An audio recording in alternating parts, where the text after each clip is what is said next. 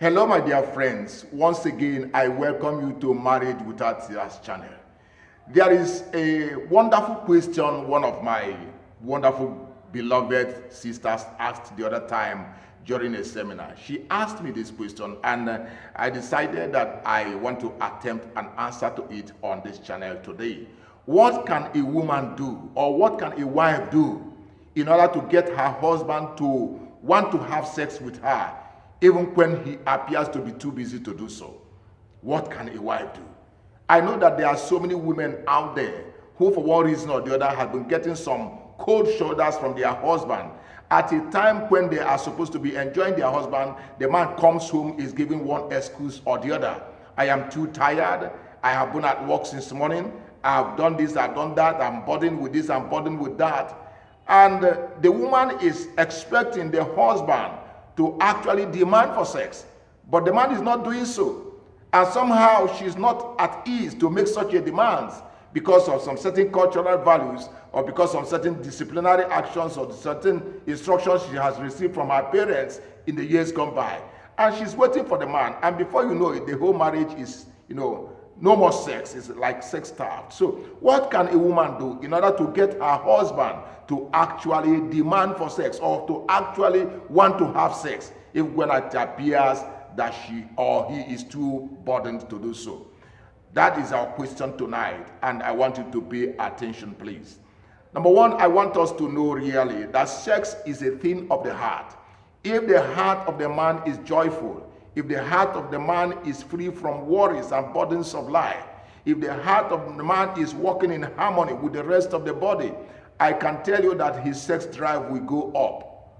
He will demand for sex. But if the man's heart is filled with all manner of worries, all manner of burdens, if the man's heart is filled with all manner of pain and all manner of sorrow, if the man's heart is filled with anger, and the woman of the house does not know how to extricate that anger from him, there's a tendency for his sex drive to go low.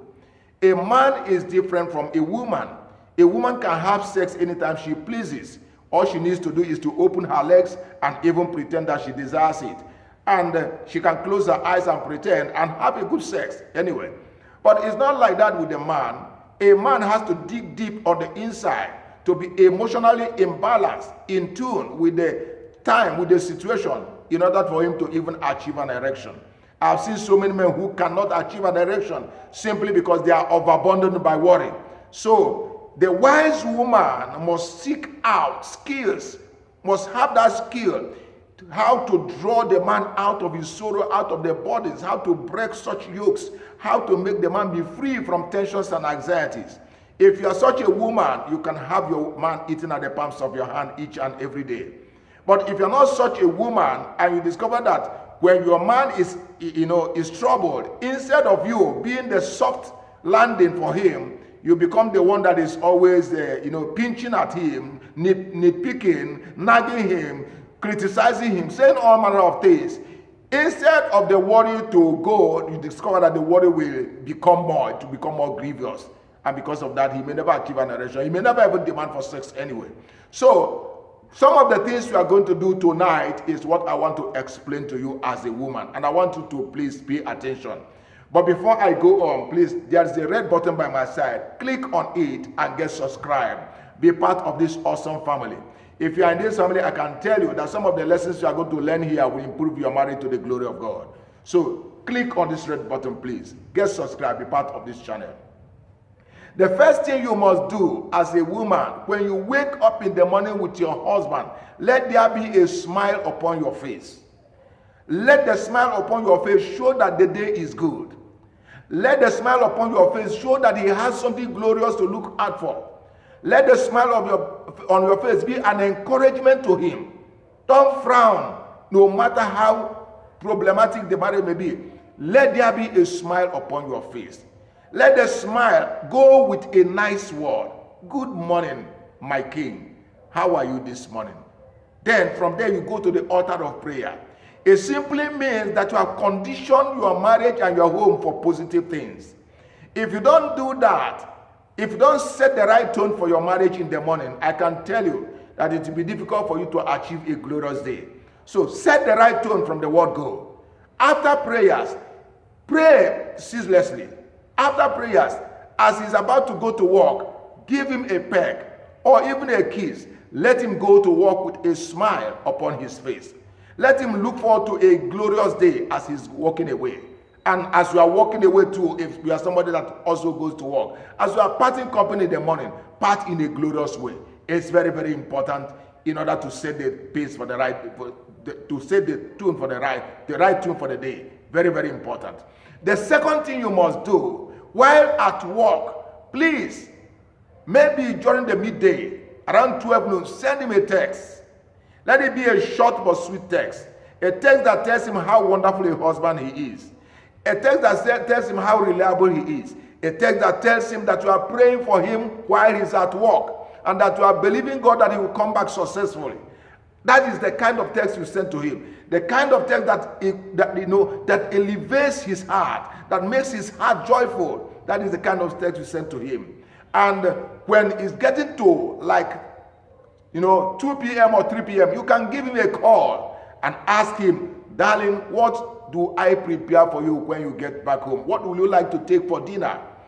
As simple as that question may be, most men desire to hear it. Even though we know that we can come back home and we meet whatever our wives have cooked, maybe it's wonderful, our wife is a good cook and all that. But to be asked says a whole lot of things.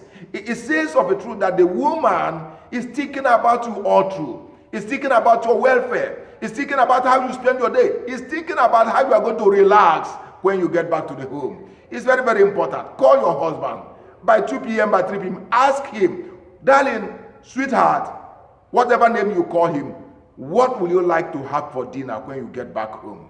I want to see what I can prepare a quality meal for us. And then the man will give you his own contribution. If he say, well, whatever you like, no, tell him, I don't care. It's not about what I like. I want to prepare what you like. Give him that preference. When you do that, the man's heart is at peace with you. When he is coming back from work, he is full of joy. He is eager to get home because somebody that is thinking of him is there at home waiting already. And when he comes back to the house, as he's opening the house, please be there to welcome him. If you're in the room, come out, give him a hug, take away his suit. As he sits down, pull his shoe out. Let him feel at home.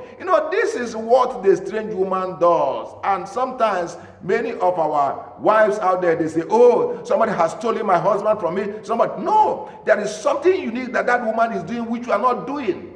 Start doing it now. Take away his shoes. Put a warm bath for him. Don't encumber his life with children's school fees or this and that, one demand or the other. No. Let him settle down. Give him a hot bath. As he goes to the bedroom, you can join him at the bedroom. You can begin to scrub him. You can begin to, help him to take care of his body. As you are doing that, he's also doing that to you. You are warming up for something. You are warming up for something. As you finish doing that, as he's coming into the house after the bath, the table, you start setting the table. And of course, it should be that thing which he desired at the workplace. And by the way, let it be a light food. Let it be a light food. Sometimes dinner is not a time when you take, heavy food. I've seen some people, they pound yam, they pound all kind of things and heap heavy food in their tummy during dinner. No. Dinner should be something light, something that will make you sleep well. And of course, something that will make you agile in bed, even when you are making love. Such is the kind of dinner you set. And as you are taking that dinner, please let the conversation be in low tone, in quiet tone. I'll be asking him, how was your day? How are you doing? I hope you are enjoying your day. I hope nobody's giving you stress. Begin to talk things like that. Get his heart in a mood. And as you finish doing that, make sure that your bedroom is set in the right order. Don't leave anything dirty in the bedroom. Don't leave, unwashed undies here and there. Don't leave smelly ties here and there. Don't leave, don't keep your bedroom untidy. Let it not be filled with unnecessary odor. Clear every rubbish out of the bedroom. Perfume the bedroom. Let it be clean. Let it be well done. And then when you enter the bedroom, don't go right into sex. Change into a nightie that is see-through. I feel embarrassed when I see a woman, instead of putting a nightie, see-through nightie, that her husband will appreciate. Instead of doing that, what does she do? She puts a wrap around. No, it should not be. That is not how a woman who actually wants to impress her husband dresses. No, you put on a see-through. You put on something that you are, at a glance, your husband will appreciate. And then when you are both in bed, hold one another and begin to talk about good times, about good things, about wonderful things. Begin to talk about how glorious your marriage has been. The sentimental, emotional aspect of your marriage. Those joyful experiences that make your marriage glorious, that actually, brings joy to you as a couple. Those are the things you talk about. Don't talk about the problems. Don't talk about the challenges. Keep the challenges and problems outside there. But right now is the time to talk about the good side of your marriage. As you are doing that and you are warming up, you discover that your man will be in the mood for sex. Who knows? It can be 2 rounds, it can be 3 rounds before morning. But I can tell you this. If you do some of the things I have mentioned here, your man will be in the mood for sex. And he will do much more than that. He will appreciate you for who you are. He will after sex, he will warmly carry you onto his bosom and hold you there until you sleep off. You can do that as a woman. You can do that as a woman. And please, before you check out of this channel, look at the red button by my side, click on it and get subscribed. Let's do this again. In the next session, we are still going to treat another awesome subject. And I know that you and your partner will be richly blessed to the glory of God. I appreciate you. Have a wonderful time.